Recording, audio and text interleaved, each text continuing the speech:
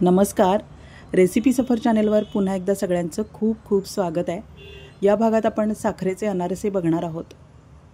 अगदी खुसखुशीत, सुंदर आणि लज्जतदार होतात. सोपी पद्धत बघूया. बघू शकताय तुम्ही, अतिशय सुंदर आणि खुसखुशीत अनारसे बनलेले आहेत.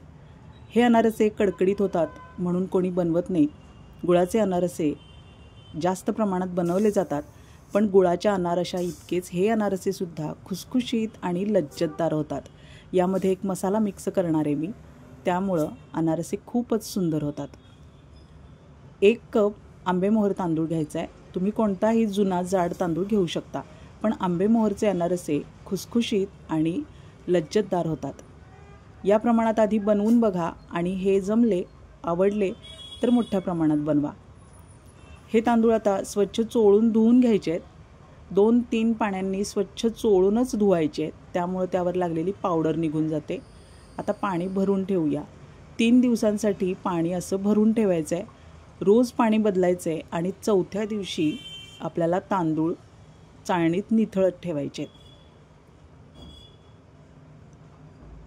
सोमवारी आपण तांदूळ भिजायला घेतले होते आणि आज गुरुवार आहे. 3 दिवसानंतर तांदूळ निथळत ठेवलेत मी चाळणीत. आणि आता किचन टॉवेलवर पसरून ठेवूया फॅनखाली. पातळ थर पसरवायचा आहे आणि ओलसर असतानाच मिक्सरला लावायचं आहे. लक्षात ठेवा, ओलसर असतानाच मिक्सरला लावा, साधारण तासाभरानी. आणि आता चाळून घ्यायचे आहेत तांदूळ. ओलसर असतानाच मिक्सरला लावल्यामुळं व्यवस्थित खुसखुशीत अनारसे तयार होतात. खूप जास्त जर तांदूळ वाळले तर ते दळले जात नाहीत आणि दळले जरी गेले तरी अनारसे अजिबात चांगले बनत नाहीत. त्यामुळे ही स्टेप खूप महत्त्वाची आहे, लक्षात ठेवा. आता बघा, हे परत मिक्सरला लावून घ्यायचं आहे. उरलेले तांदूळसुद्धा मी असेच मिक्सरला लावून घेतले आणि ते सुद्धा चाळून घ्यायचे. 1 कप आपण तांदूळ भिजवले होते. आता पीठ किती पडले ते मोजून घेऊया.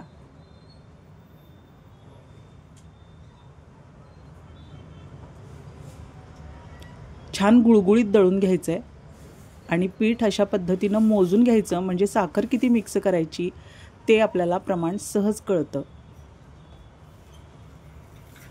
आता हा कप मोजलेला मी बाजूला ठेवणार आहे.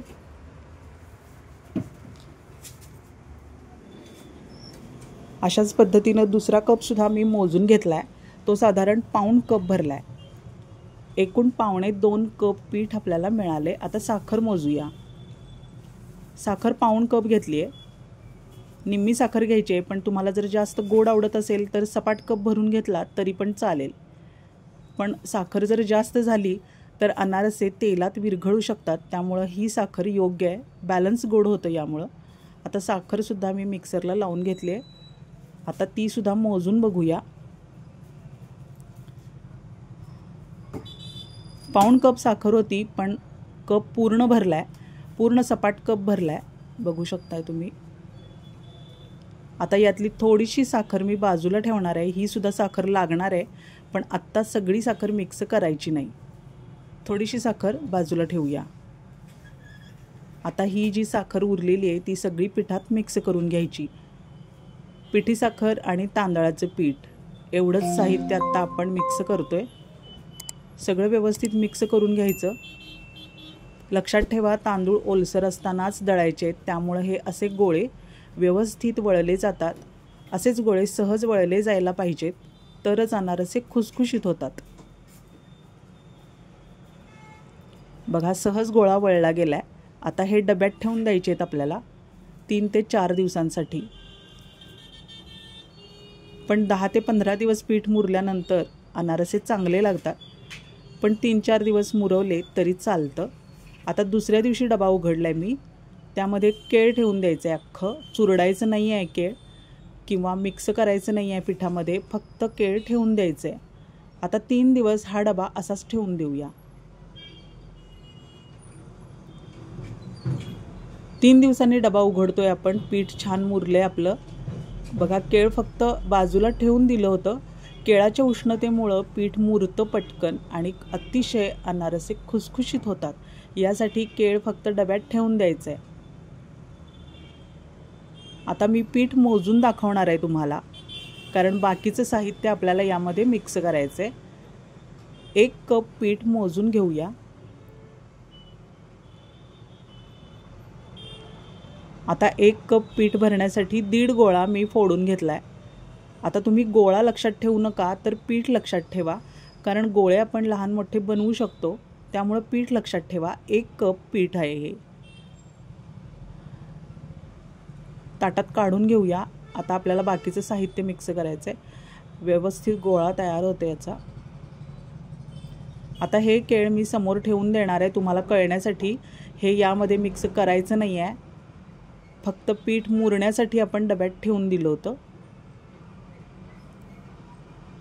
पीठ खूपच भुरभुरीत कोरडं झालं तर तुम्ही केळाचा 1 तुकडा मिक्स करू शकता। आता बाजूला ठेवून दिलेली ही पिठी साखर त्यामध्ये साधारण 1-1.5 चमचा मिक्स करायची आहे। बाकीची साखर आणि पीठ आपण बाजूला ठेवलंय। कोरडं पीठ बाजूला ठेवायचं, कारण हे पीठ जर सैल झालं तर कोरडं पीठ आपल्याला मिक्स करता येतं। 1 चमचा तूप टाकले मी। गरजेप्रमाणे तूप मिक्स करा। 2 चमचे टाकलं तरी चालेल। मसाला बघूया। सुंठ पावडर, दालचिनी, वेलची आणि लवंग याची पावडर बनवून घ्यायची आहे आणि या मसाल्यामुळेच अनारसे छान लागतात। अर्धा चमचा ही पावडर मिक्स करायची आहे। खसखस लागणार आहे अनारसे थापण्यासाठी।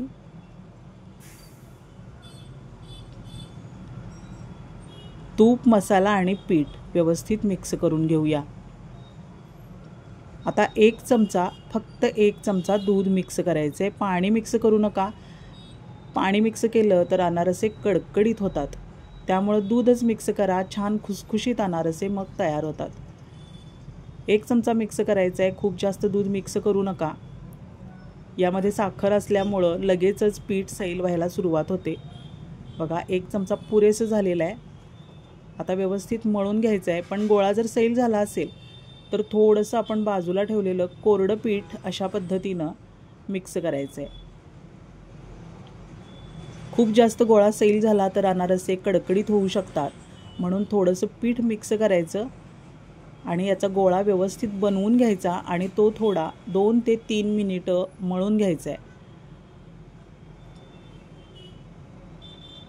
बघा अशा पद्धतीनं व्यवस्थित गोळा मळून घ्यायचा आहे आणि यामुळं अनारसे छान होतात। त्याच्या कडा चिरत नाहीत, गुळगुळीत आणि खुसखुशीत अनारसे तयार होतात। आता बघूया गोळा वळतोय का। बघा व्यवस्थित गोळा वळला जातोय। आता खसखशीवर थापून घ्यायचा आहे। पातळ थापून घ्यायचं आहे, पण खूप जास्त पातळ सुद्धा थापू नका, त्यामुळं कडकडीत होऊ शकतात अनारसे। मीडियमच थापून घ्यायचं आहे। तेल मीडियम तापवायचं आहे आणि गॅस अगदी बारीक करायचा आहे। तापलेल्या तेलात हळुवारपणाने खसखशीची बाजू वर करून अनारसा टाकून द्यायचा आहे। थांबायचे थोडा वेळ। सेट झाला की मगच तेल सोडायला सुरुवात करायची आहे। लगेचच तेल सोडू नका, याला लावलेली खसखस सुटून येऊ शकते त्यामुळं। बघा आता असं चमच्यांनी वरच्या बाजूनी तेल सोडत राहायचं आहे, त्यामुळे जाळी छान सुटते। अनारसा आतपर्यंत तळला जातो आणि अगदी खुसखुशीत होतो। लक्षात ठेवा गॅस अगदी बारीक करायचा आहे, अजिबात मोठा करायचा नाही। जर तुम्ही गॅस मोठा केलात तर तो तळाशी करपतो आणि शिवाय वरची बाजू कच्ची राहते। पोटात अनारसा कच्चा राहतो आणि मग असा अनारसा अजिबात खावत नाही। त्यामुळं व्यवस्थित तळणं गरजेचं आहे। अशा चमच्यांनीच, खोलगट चमचा घ्या आणि चमच्यांनीच वरच्या बाजूनी तेल अशा पद्धतीनं सोडत राहायचं आहे। बघा अनारसा फुलून येतोय, दिसतंय आपल्याला, जाळी पडायला लागली आहे त्याला। आता काढून घेऊया। तिरपा करून निथळून घ्यायचं आहे, यातलं तेल सगळं गाळून घ्यायचं आहे। अगदी छान खुसखुशीत झाला आहे। मसाला टाकल्यामुळं खूप खमंग लागतो अनारसा। अशा पद्धतीनं नक्की बनवून बघा। आता बघा अशा पद्धतीनं दुसरासुद्धा मी थापून दाखवते तुम्हाला। रेसिपी आवडली असेल तर लाईक करा आणि हाईपसुद्धा करा। ही रेसिपी नक्की शेअर करा, म्हणजे ज्यांना अनारसे आवडत असतील हाही प्रकार ते करून बघू शकतील। कमेंट करा व्हिडिओ आवडला असेल तर। अजून काही कमी जास्त झालं असेल तर नक्की सांगा, कमेंटमधूनच कळतं रेसिपी कशी बनली आहे।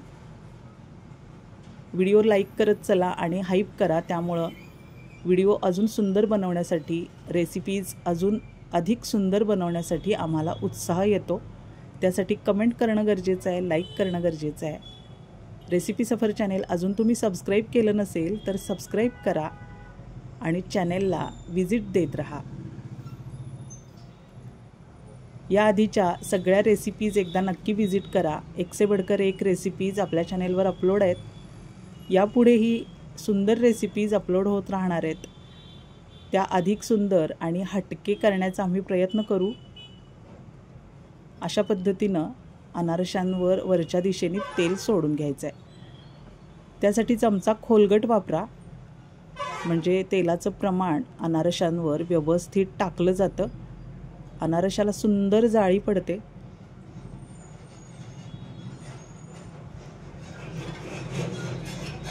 गॅस बारीक करायचा आहे, त्यामुळं अनारसा करपत नाही. बघू शकताय तुम्ही, खूप वेळ आपण तळतोय पण करपलेला नाही आहे तो.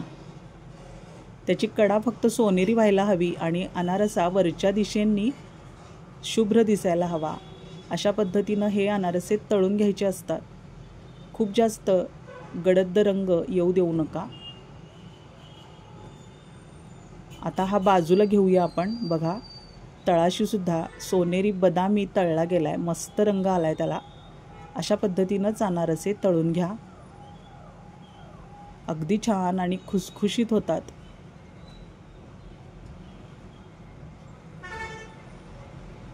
या दिवाळीला हे अनारसे नक्की बनवा.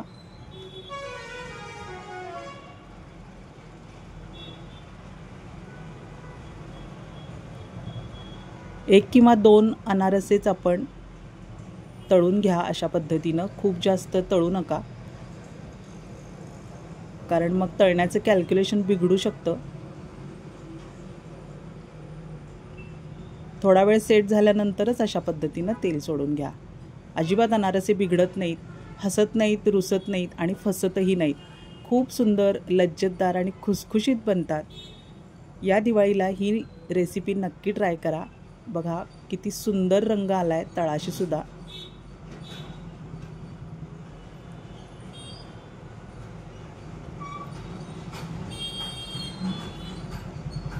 आपल्या चॅनेलवर एक से बढ़कर एक हटके रेसिपीज अपलोड होत राहणार आहेत. तर चॅनेल नक्की सबस्क्राईब करून ठेवा, म्हणजे नवीन व्हिडिओचं नोटिफिकेशन सगळ्यात आधी तुम्हाला येईल. झूम करून दाखवते किती सुंदर बनलेत अनारसे.